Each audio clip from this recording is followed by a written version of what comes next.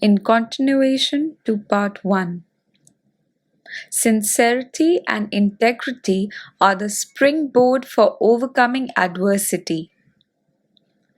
At the time when this letter was written, Shijo Kingo was undergoing severe trials. In an earlier letter, he had been quoted by the Daishonin as saying that great hardships had showered down on him like rain. 3 years prior, in 1274, Kingo had tried to convert his lord Emma, a devout follower of the priest Yokan of the True Word Precept School, to the Daishonin's teachings. But this only resulted in Emma's alienation. From that time on, spiteful fellow retainers began spreading false accusations about Kingo and tarnishing his good name. Attempts were even made on his life.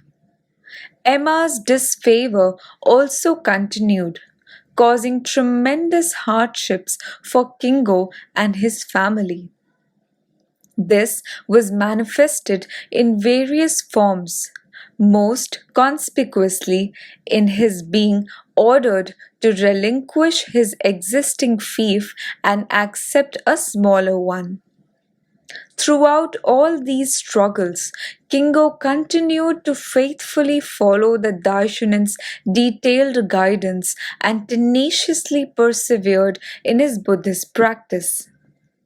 Then, as a consequence of spurious accusations leveled against him in connection with an alleged incident at the Kuwagayatsu debate on June 1277, Kingo suddenly found himself in danger of having all his lands confiscated.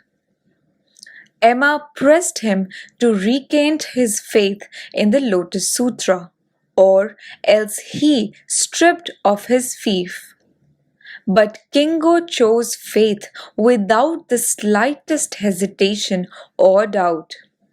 He immediately sent a pledge to his effect to the Daishonin, and the swift reply he received in response from the Daishonin contained the famous lines: "This life is like a dream. One cannot be sure that one will live until tomorrow. However wrenched a beggar you might become, never disgrace the Lotus Sutra." I unquote. Another consistent piece of advice that Daishonin gave Shijo Kingo was not to be fawning of servile. Servility is tantamount to destroying one's own dignity or self-esteem. Even worse, behaving in a cowardly or servile manner towards devilish functions will prevent one's Buddhahood from shining forth. We must firmly stand up to devilish functions that bring misery to people. When confronted by the dauntless behavior of people of dignity and integrity, devilish functions will always make a fast retreat. This is just like foxes fleeing when they hear the mighty roar of the Lion King, or like darkness vanishing the instant the sun comes out. Let us live with unshakable confidence and pride, and without the least servility. The Darshanan repeatedly teaches his followers that this is where the true brilliance of human dignity is to be found. What is admirable about Shijo Kingo is how he always sought out the Daishonin's guidance and followed it unerringly. Because he strove in a spirit of oneness with his mentor, he was able to triumph magnificently over all obstacles. The mentor disciple relationship is the driving force for victory in life and in Kosunrufu. This is an eternally unchanging principle of Buddhism. When Shijo Kingo faithfully put his mentor's instructions into practice with the profound determination never to disgrace the Lotus Sutra or behave in a servile manner, his situation changed dramatically. It happened that Lord Emma came down with a serious illness, and Kingo, who was knowledgeable in medicine, was called on to treat him and care for him. He was thus presented with a great opportunity to win back his lord's trust. This was only a few months after he had faced the threat of having his fiefs confiscated. Though the chance to improve his relationship with his lord had materialized, the outcome was still very much uncertain. In addition, the trying circumstances in which Kingo found himself remained unchanged, with no immediate solution in sight. He still faced hostility from some of his fellow retainers, as well as continuing discord in his relations with his brothers. Meanwhile, the underhand scheming of Ryokan of Gokurakuji and others aimed at discrediting Kingo also continued unabated. Nevertheless, precisely because significant developments were beginning to take shape, with the glimmerings of a positive turnaround evident, it was crucial that Shijo Kingo not grow overconfident or negligent. He would need to proceed carefully and cautiously towards resolving the situation, and it was imperative that he pay even greater attention than before to the people and things around him and secure victory through his wise behavior as a human being. This is the concrete guidance that the Daishonin offers Shijo Kingo in his letter, advising him in detail on how to view and challenge the situation confronting him. The letter begins with the Daishonin expressing his appreciation for the offerings he has received. From this passage, we see that Shijo Kingo had sent a sizable parcel of sincere offerings along with a letter entrusted to his care by a fellow practitioner, Toki Jonin. No doubt, concern for the Daishonin's well-being in the remote mountains of Minobu as winters was approaching prompted Kingo to send him such a large variety of items.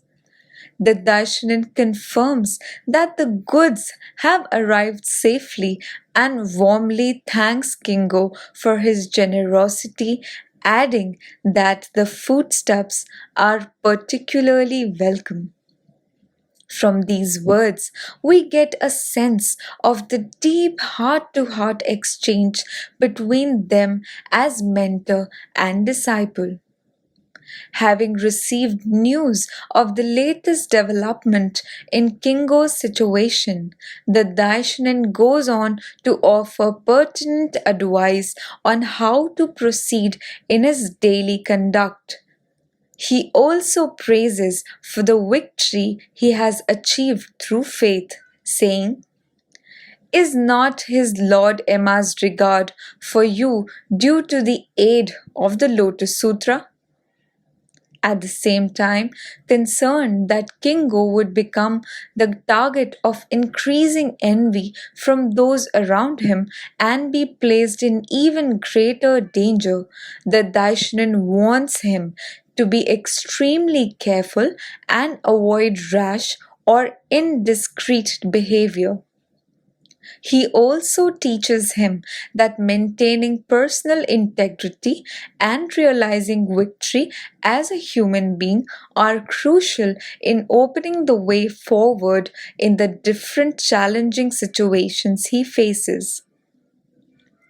This letter shines throughout with many profound passages that have given encouragement and sustenance to countless members.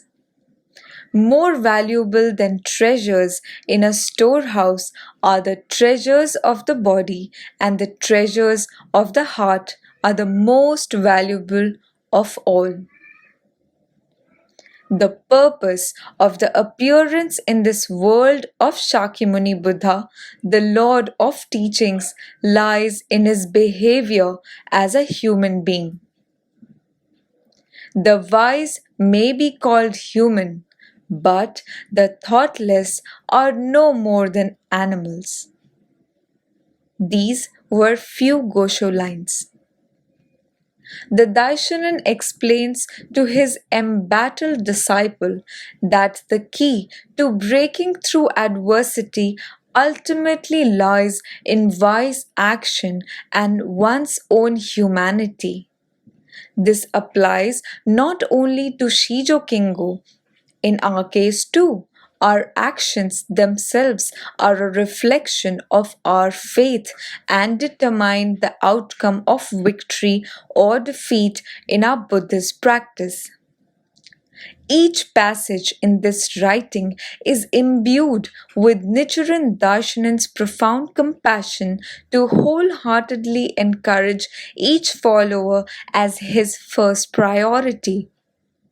As a Buddhist, no action is more exalted than that of raising another human being's fostering capable people. Founding Soka Gakkai President Sunesaburo Makiguchi once encouraged a youthful educator.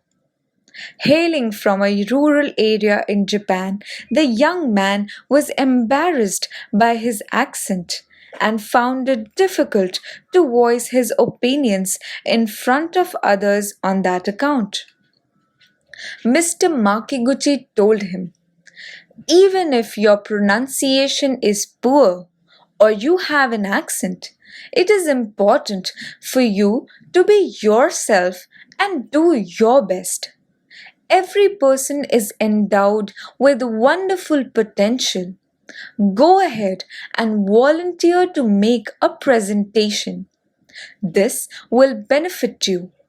At the same time, your giving a presentation will also benefit the other teachers and, by extension, contribute to the growth of the children in their charge. Thus, your action will result in good." Soka education means doing our utmost to create value that constitutes benefit and good. Be yourself and do your best. This tenet of humanistic education agrees entirely with the humanistic principles of Buddhism.